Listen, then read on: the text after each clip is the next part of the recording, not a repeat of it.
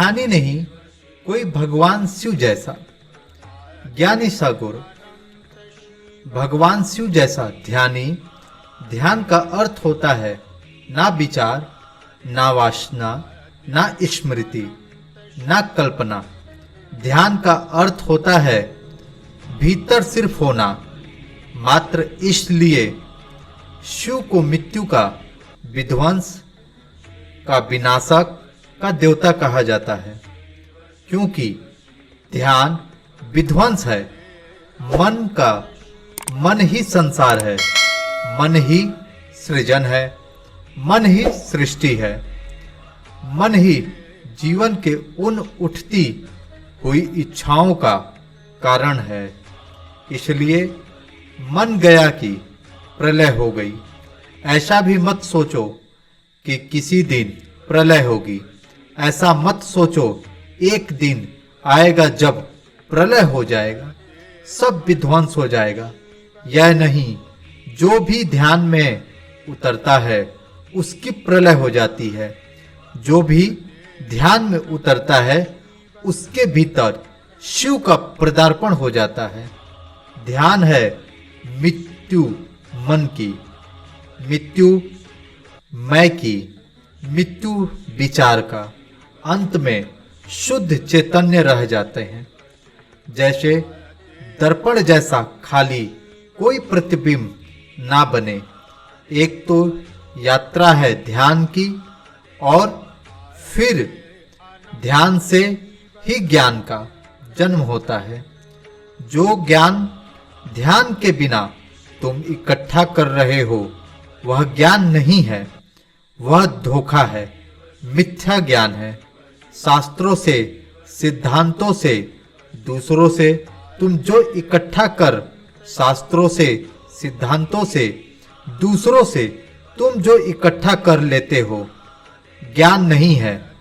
ज्ञान तो ध्यान में जन्मता है। ध्यान है शुद्ध बोध, उस बोध में जन्मता है।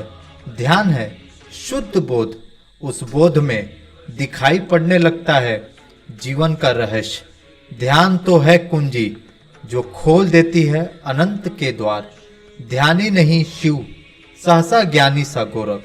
और लाल कहते हैं ना तो आज दिखाई पड़ते हैं ज्ञानी जिन्होंने शिव को निमंत्रण किया हो, जो शिव जैसे हो गए हों। हाँ, शिव की प्रतिमाएं पूजी जा रही है। गांव गांव, घर घर शिव के आराधन पूजन के आयोजन चल रहे हैं। जितनी शिव की प्रतिमाएं हैं उतनी किसी भी और दूसरे देवताओं की प्रतिमाएं नहीं हैं, क्योंकि सरल भी है। कहीं से भी गोला पत्थर ढूंढकर रख दो, किसी पेड़ के नीचे शिव जी की प्रतिमा निर्मित हो गई। शिवलिंग कहीं से भी ढूंढ लाओ, किसी भी पेड़ के नीचे बैठा दो, छप्पर की भी कोई जरूरत नहीं है। शिव की जगह जगह पूजा हो रही है, लेकिन शिव पूजा की बात नहीं है, शिवत्व उपलब्धि की बात है।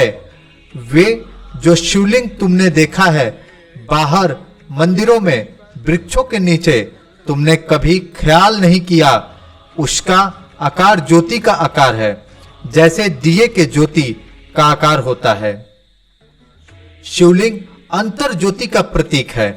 जब तुम्हारे भीतर का दिया जलेगा ऐसे ही ज्योति प्रकट होती है, ऐसी ही रूप, यही रूप होता है उसका। और ज्योति, उसकी और ज्योति बढ़ती जाती है, बढ़ती जाती है।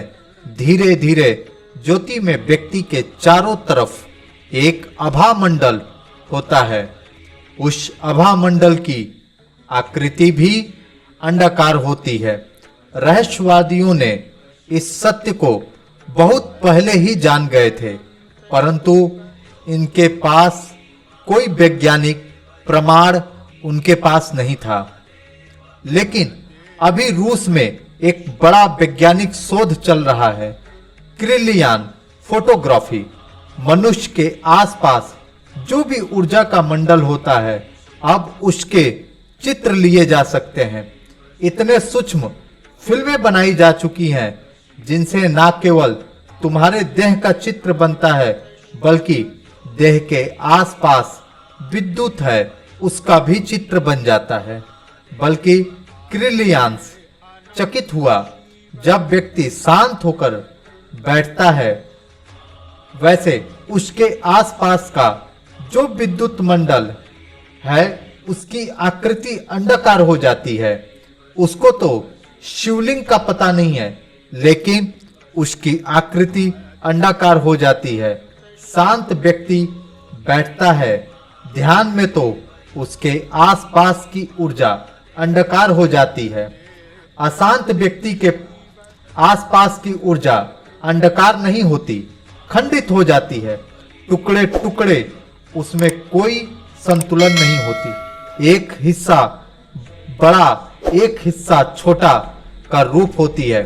शिवलिंग ध्यान का प्रतीक है।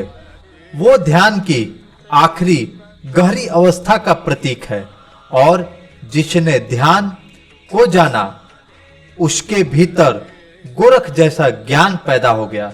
संतों की परंपरा में गोरख का बड़ा मूल्य है, क्योंकि गोरख ने जितनी ध्यान को पाने की विधियां दी उतनी किसी ने नहीं दी। गोरख ने जितने द्वार ध्यान के खोले किसी ने नहीं खोले।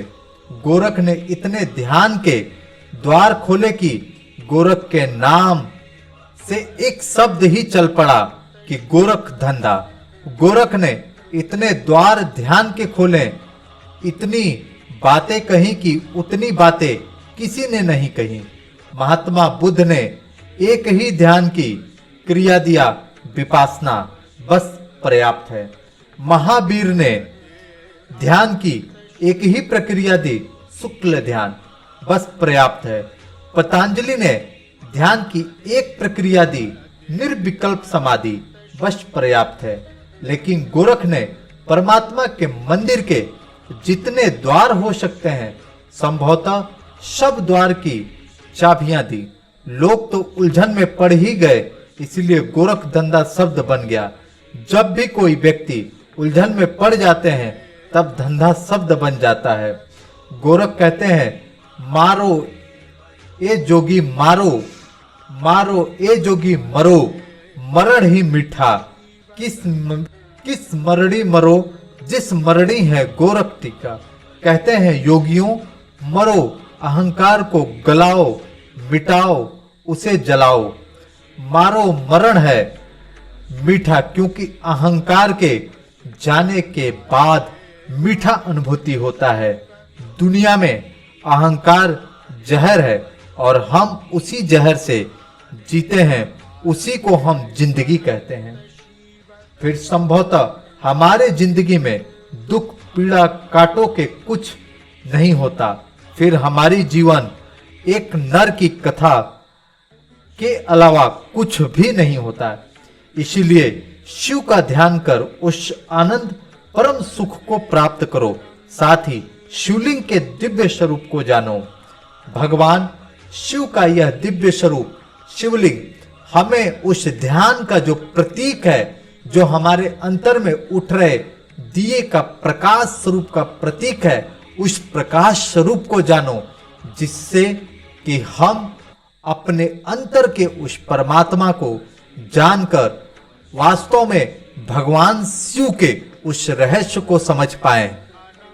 और भी ऐसे आध्यात्मिक, रहस्यात्मक व साथ ही आध्यात्मिक चैनल से जुड़ने के लिए आप हमारे आध्यात्मिक फैक्ट चैनल @महात्मा सतीश चैनल को सब्सक्राइब करें। साथ ही ऐसे आध्यात्मिक रहस्यों को जानकर अपने जीवन को समझें और उस अंतर अनुभूति की तरफ ले जाएं, जिसे जानने के बाद कुछ भी शेष जानने को नहीं रह जाता।